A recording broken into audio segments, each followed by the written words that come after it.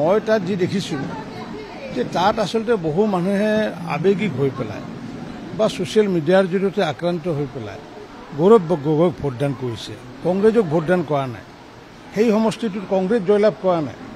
কংগ্ৰেছৰ যদি গৌৰৱ গগৈ নহয় যদি অন্য প্ৰাৰ্থী হ'লেহেঁতেন তেতিয়াহ'লে নিশ্চিত ওপৰত 1 লাখতকৈ অধিক ভোট হাৰিলেহেঁতেন। কাৰণ কিয় বহু মানুহে মোক কৈছে যে মোদী ডাঙৰীয়া ঘৰত ফটোখনত আশীৰ্বাদ দি তেওঁৰ কপালত তিলক লগাই আহি পেলাই ইয়াতে গৌৰৱ গগৈক ভোট দিছে।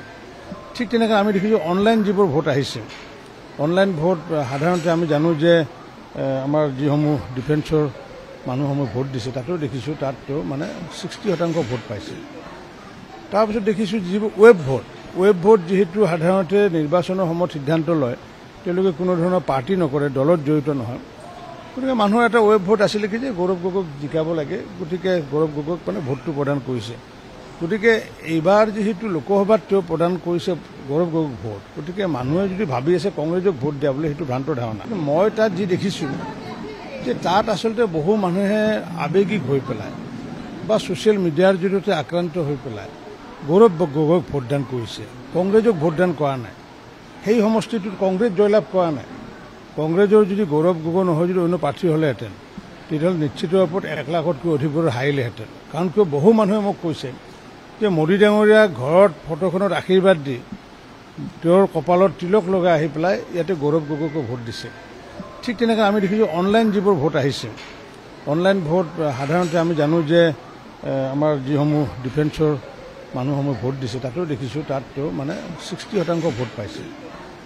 তাৰপিছত দেখিছোঁ যিবোৰ ৱেব ভোট যিহেতু সাধাৰণতে নিৰ্বাচনৰ সময়ত সিদ্ধান্ত লয়, তেওঁলোকে কোনো ধৰণৰ পাৰ্টি নকৰে, দলত জড়িত নহয়।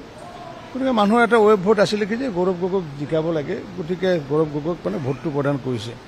গতিকে এইবাৰ যিহেতু লোকসভাত তেওঁ প্ৰদান কৰিছে গৌৰৱ গগৈক ভোট, গতিকে মানুহে যদি ভাবি আছে কংগ্ৰেছক ভোট দিয়া বুলি সেইটো ভ্ৰান্ত ধাৰণা। মই তাত যি দেখিছোঁ যে তাত আচলতে বহু মানুহে আৱেগিক হৈ পেলাই বা ছ'চিয়েল মিডিয়াৰ জৰিয়তে আক্ৰান্ত হৈ পেলাই গৌৰৱ গগৈক ভোটদান কৰিছে, কংগ্ৰেছক ভোটদান কৰা নাই। সেই সমষ্টিটোত কংগ্ৰেছ জয়লাভ কৰা নাই। কংগ্ৰেছৰ যদি গৌৰৱ গগৈ নহয় যদি অন্য প্ৰাৰ্থী হ'লেহেঁতেন তেতিয়াহ'লে নিশ্চিত ওপৰত 1 লাখতকৈ অধিক ভোট হাৰিলেহেঁতেন। কাৰণ কিয় বহু মানুহে মোক কৈছে যে মোদী ডাঙৰীয়া ঘৰত ফটোখনত আশীৰ্বাদ দি তেওঁৰ কপালত তিলক লগাই আহি পেলাই ইয়াতে গৌৰৱ গগৈক ভোট দিছে। ঠিক তেনেকৈ আমি দেখিছোঁ অনলাইন যিবোৰ ভোট আহিছে, অনলাইন ভোট সাধাৰণতে আমি জানো যে আমাৰ যিসমূহ ডিফেন্সৰ মানুহসমূহ ভোট দিছে তাতো দেখিছোঁ তাত তেওঁ মানে 60% ভোট পাইছে।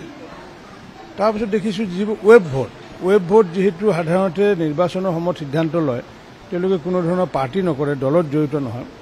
গতিকে মানুহৰ এটা ৱেব ভোট আছিলে কি যে গৌৰৱ গগৈক জিকাব লাগে, গতিকে গৌৰৱ গগৈক মানে ভোটটো প্ৰদান কৰিছে।